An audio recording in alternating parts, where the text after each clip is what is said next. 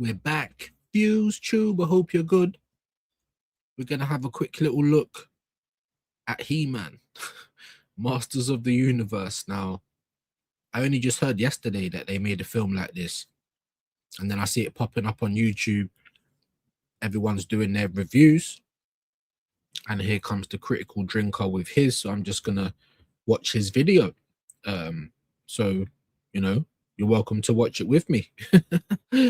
Yeah, let's go. By the power of Grayskull. This is something I didn't have on my bingo card for 2026. Somehow, a live-action adaptation of a campy old 1980s cartoon has become one of the most contentious movies on the internet right now. Depending on who you listen to, Masters of the Universe is either a woke disaster made by people who hate He-Man and everything about him and set to mock and destroy the entire legacy of the franchise, or a smart and thoughtful deconstruction of the toxic masculinity of big 1980s muscle men framed through the lens of modern-day progressive liberalism, or a cynical cash grab remake of yet another legacy IP, desperately trying to squeeze a few more dollars out of the lingering nostalgia. Definitely seems, sorry to just cut it there, it definitely seems like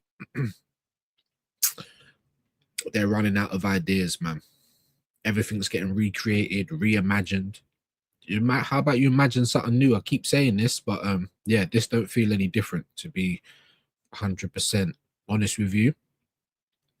And they're just trying to get anything that they think might sell and get that into theaters and see if we can make some money, to be fair. Of its middle-aged audience. The fact is, though, all of those perspectives are wrong and you shouldn't listen to any of them. You should listen to me. And as far as I'm concerned, Masters of the Universe is a fucking fun, good-natured adventure movie that nails the tone of the source material perfectly and got way more laughs out of me than it had any right to. I mean, there's definitely a few caveats in here. It's way too long for what it actually delivers. The plot takes a good 30 minutes to actually get going. A lot of the jokes feel kind of forced and awkward, especially in the first half, and it's definitely dumber than a bag of retarded hammers. But you know what? I had a fucking blast with Masters of the Universe. But that's funny that, you know, it's got all these things, but sometimes you can see past it. You know, sometimes you can. I don't even know if I'd actually want to sit down and watch this, if I'm being totally honest. But it hasn't been getting bad reviews from what I've been seeing. It's the first time I'm hearing from Drinker on this, though. And I think you might too. The movie kicks off with a brisk and breezy intro to the world of Eternia, with young Prince Adam training to become a warrior under the guidance of Man-at-Arms, hoping to win the approval of his stern and unforgiving father, King Randor. But when Skeletor and his army attacks and captures Castle Grayskull, the sorceress is able to send Adam to safety on Earth with the Sword of Power, in the hopes that he'll one day return to lead his people to freedom. Flash forward to the present day, and well, her plans I wonder if that's a full CGI for Skeletor there. It didn't look like it. Haven't exactly come to fruition. Adam's now living as a regular guy on Earth, working a dead-end job as an HR consultant while he obsessively searches online for the Sword of Power. Oh yeah, apparently he lost it when he arrived on Earth. How? Don't know. Anyway, an online tip finally leads him to the sword, which is on display at a local comic book store. Fuck it, yeah, sure, okay. But no. Well, they're not trying to take themselves too seriously. I don't know if He-Man did either. I mean, obviously, I was young. You know, I don't watch this kind of thing in my older age, but he seems to have liked it, so there must be something good about it. No sooner has he got his hands on it than he comes under attack by a fucking beast thing, which was drawn to the power of the sword the moment he picked it up. But then Teela shows up to save his arse and brings him back to Eternia, which is now a dystopian, crumbling hellhole. A bit like modern-day London, but with fewer stabbings. From there, he has to He's not wrong. He's not wrong. Assemble the scattered warriors of Eternia, lead an attack on Skeletor's palace, and rescue his parents so that he can save the entire planet. But can he really hope to master the power of Grayskull and defeat the army standing in his way, or is he walking right into Skeletor's trap? Now, there's a lot of things I want to say about this movie, but I'm going to start by dispelling a few of the myths surrounding it. Myth number one is that this film sets out to mock and deconstruct the Masters of the Universe cartoon. Now, I can totally understand why people might assume another Idris Elba role, you know what I mean? Big him up. This guy playing He-Man looks a bit skinny though, if I don't say so myself. So it kind of takes me away from any kind of real immersion. But that's just me. But just from this, I know it's a bit weird, but This, a modern day Hollywood reboot of a classic 1980s TV show about big muscly guys doing heroic stuff, was always going to be a prime target for The Message. But that is absolutely not what Masters of the Universe is going for. If anything, it's a playful, good-natured tribute to the old cartoon, keeping the tone, characters, and overall look of the world, but also never taking itself too seriously, able to have a laugh at itself and its source material. And let's be honest here, I don't know. Like I don't know. I don't know if this is the right He-Man.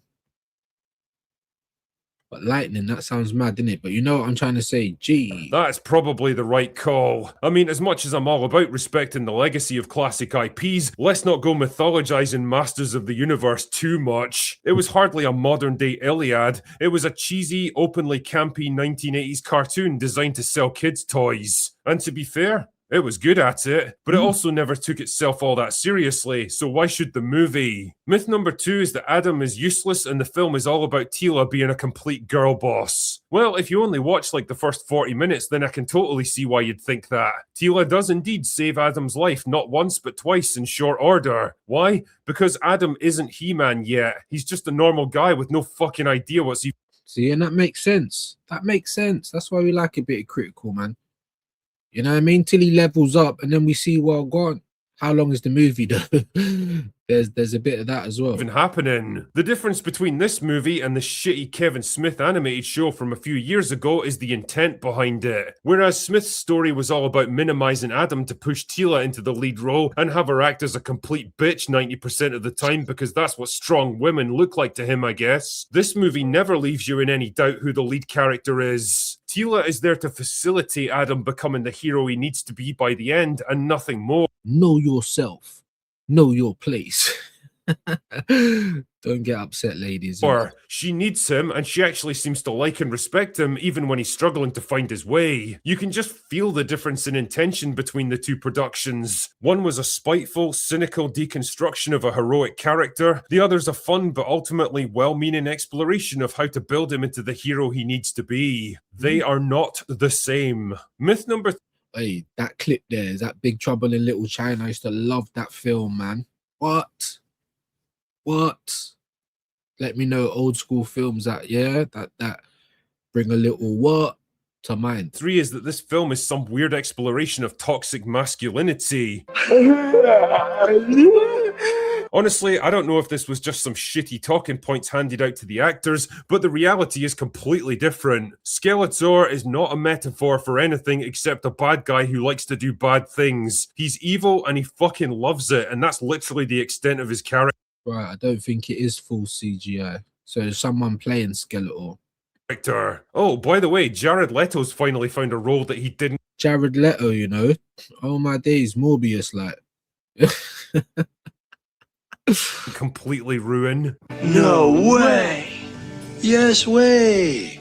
His Skeletor is grandiose, dramatic, and theatrical with a bit of campy humor thrown in, which is exactly how he was in the cartoon. Adam is indeed a complete pussy when we first meet him, but not because he's a toxic white man who needs to be taken down a peg. It's because he's been raised in a pussified world of HR managers, conflict avoidance, and ridiculous word salad platitudes. If anything, the movie openly mocks modern culture and all its identity-obsessed flakiness, and the real lesson Adam learns by the end is the empathy and negotiation. You know, with the he, him, I just noticed.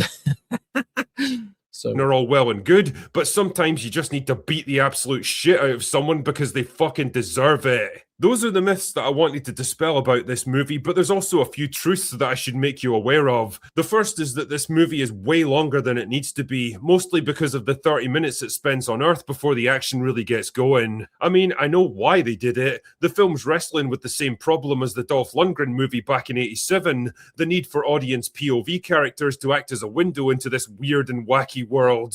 The '87 movie did it through some of the world's most shot-out looking high school students, whereas the 2026 version uses Adam himself as the human POV character. Both approaches kind of work, I guess, but you could have cut a good 20 minutes out of his life in the real world and his search for the sword and lost absolutely nothing of value. he just looks a bit soft to be He-Man. Dolph Lundgren, I mean, yeah. At least got the bulk. My man just looks a bit soft. You know, like He-Man. He, she, man. He, him, man. Feels like we're waiting around forever for the movie to really get going. Also, like I said earlier, there's a lot of gags that try for the old ironic, quippy Marvel-style humor, which is played out as fuck and absolutely doesn't work here. But when they do land, they got some genuine belly laughs out of me, especially some of the little in-jokes from the show. Ironically enough, considering what the Kevin Smith series did with her, I kinda wish the movie would have used Evil Lynn a bit more. She takes a lot of abuse from Skeletor throughout the film, but there's no real payoff to any of it. I kept expecting her to betray him at the end or do something different, but it never really happens, and it feels like a bit of a waste of Alison Brie. Apparently, Masters of the Universe is tracking to be a bit of a box office bomb, which I think is a real shame because honestly, this movie deserves an audience. No, I can see why it would be a bomb. Just from looking at the trailer, but he said it deserves an audience because he sat down and watched it. So I have to take some lessons there. It's definitely not high art and it's hardly going to change your life, but it is way more fun and entertaining and good-natured than people give it credit for. And if you're not in the mood for horror movies this weekend and you fancy a little nostalgia hit from your childhood, you could absolutely do worse than Masters of the Universe. Thanks for watching this video. This is just a little announcement by me that on June 27th in Toronto, Canada, we're going to be hosting a neat little premiere for Trial by Fire and Complications, the two short films that we made late last year. There shall be an evening of entertainment, questions and answers, and possibly some debauchery afterwards if you play your cards right, all led by yours truly. It's one night only and tickets are limited, so if you're interested, get yours booked now using the link in the description. Anyway, that's all I've got for today. Go away now. Yeah, I thought I thought we'd let him get his plug in there. If anyone can get to Toronto, that sounds all right though. But yeah, I don't know if this is a movie I'm gonna watch. Maybe I'll have to do it as some sort of a forfeit or something. You know what I mean? Let me know if you want to see something like that. But we got another one down. If you're interested in that kind of thing, Critical Drinker saying to give it a watch. The original video link will be down below in the description, so you will be able to watch it for yourself without me if that's what you want to do. But until next time, my people, them.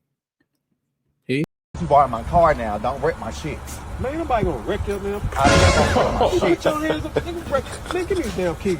Nobody gonna wreck your damn car. What my damn nerves? He smacking me like that. He put his hands on me again. I'm gonna knock the pixie dust out of his ass. Let's start this, man. Oh, what? Put.